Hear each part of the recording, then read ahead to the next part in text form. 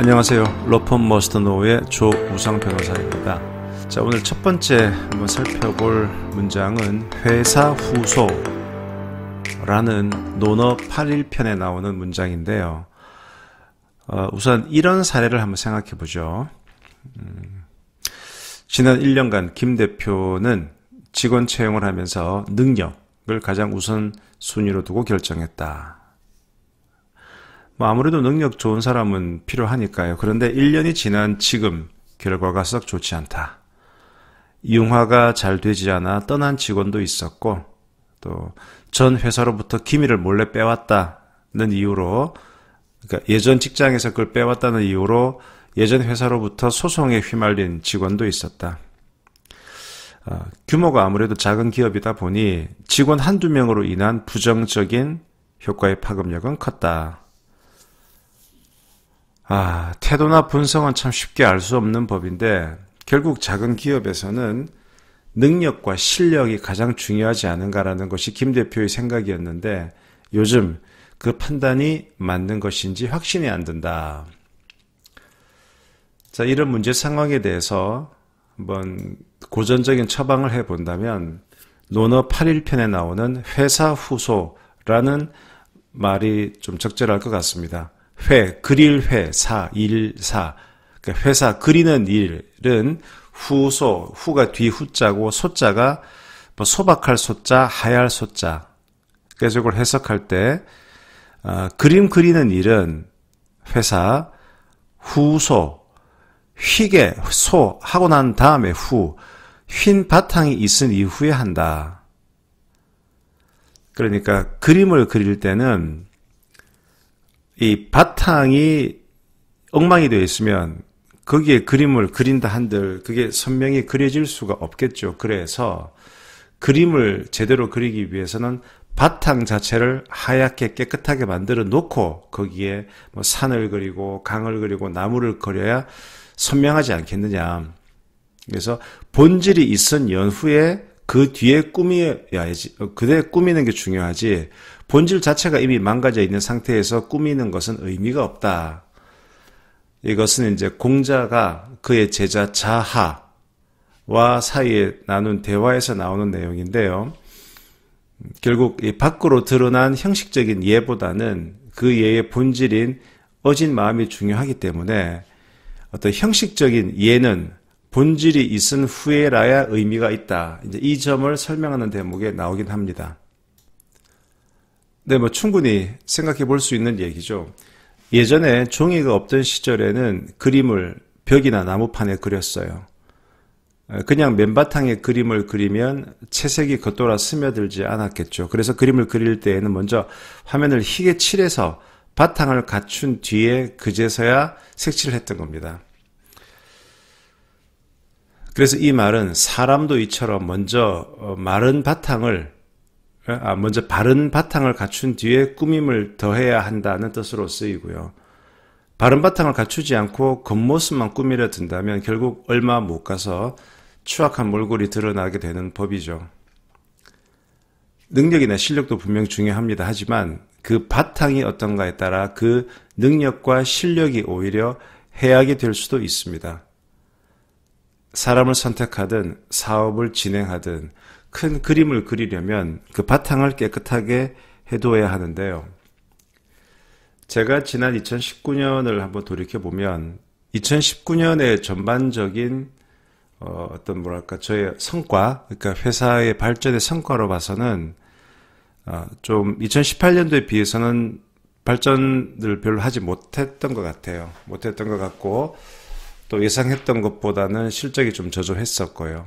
그래서 작년 후반기에는 왜 이렇지 하면서 좀 스스로 자책도 하고 전반적으로 불황이어서 그런가 그런 생각도 하긴 했지만 가만히 이제 저희 인적 구성을 한번 생각해 봤을 때 작년에는 인적 구성의 변화가 많았던 것 같아요. 그리고 참 잘한다고는 했는데 계속 사람들이 바뀌어 가면서 작은 조직의 사장으로서 되게 힘든 구석이 많았는데 그게 연말을 거치면서 이제 사람들이 좀 세팅이 안정화되는 그런 과정을 거쳤단 말이죠.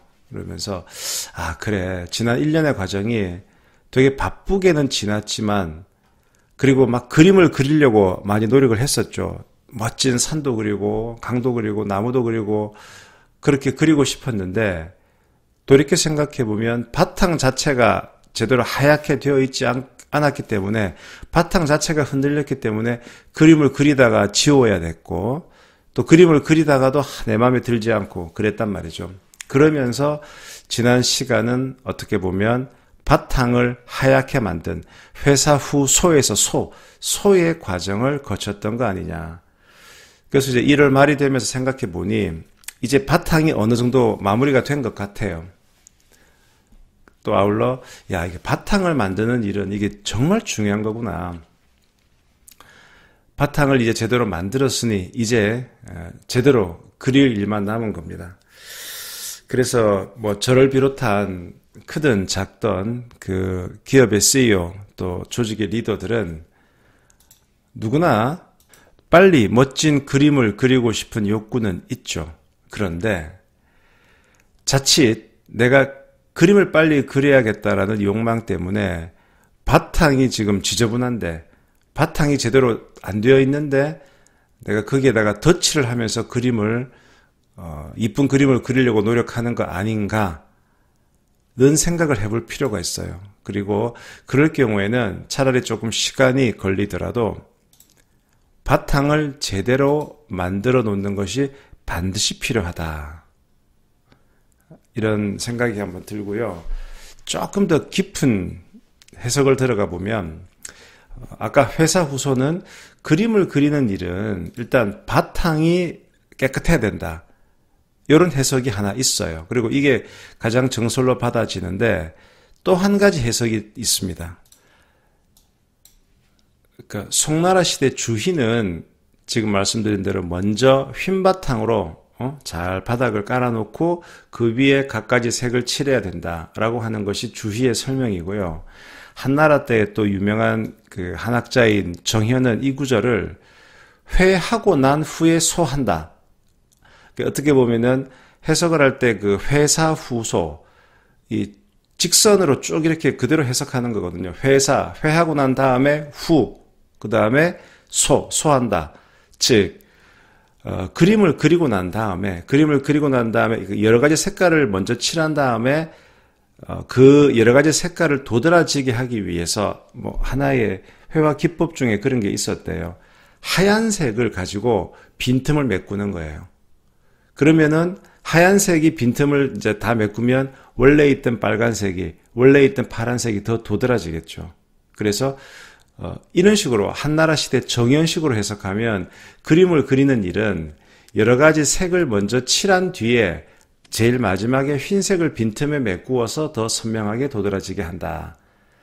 약간 완전히 의미가 달라지는 거죠. 송나라 때 주희는 먼저 하얀 바탕을 깔고 그 위에 그림을 그려야 된다는 것이고, 한나라 시대 정현은 일단 여러 가지 색깔로 칠을 해놓은 다음에 마지막에 하얀색으로 컨트라스트를 더 준다. 그런 얘기인데, 그것은 이제 그림을 그리는 기법이 크게 두 가지가 있어서 그렇대요. 그런데 논어의 전반적인 컨텍스트 상으로 보면은 하얀 바탕을 만들어 놓고 그 위에 색깔을 칠하는 것이 맞다. 그래서 본 바탕이 중요하다라고 하는 송나라 때의 주희의 설명이 더 정설로 꼽힌다고 합니다. 회사 후소, 조금 어려운 사자성어이긴 한데 뭔가 지난 시간 내가 생각했던 것만큼 이 조직이 성장하지 못했다, 아쉬워하시는 분들에게 아니야, 그 과정은 내가 힘겹지만 내가 그림을 더 잘 그리기 위해서 바탕을 다지는 시간이었어 라고 한번 생각해 보시기 바랍니다.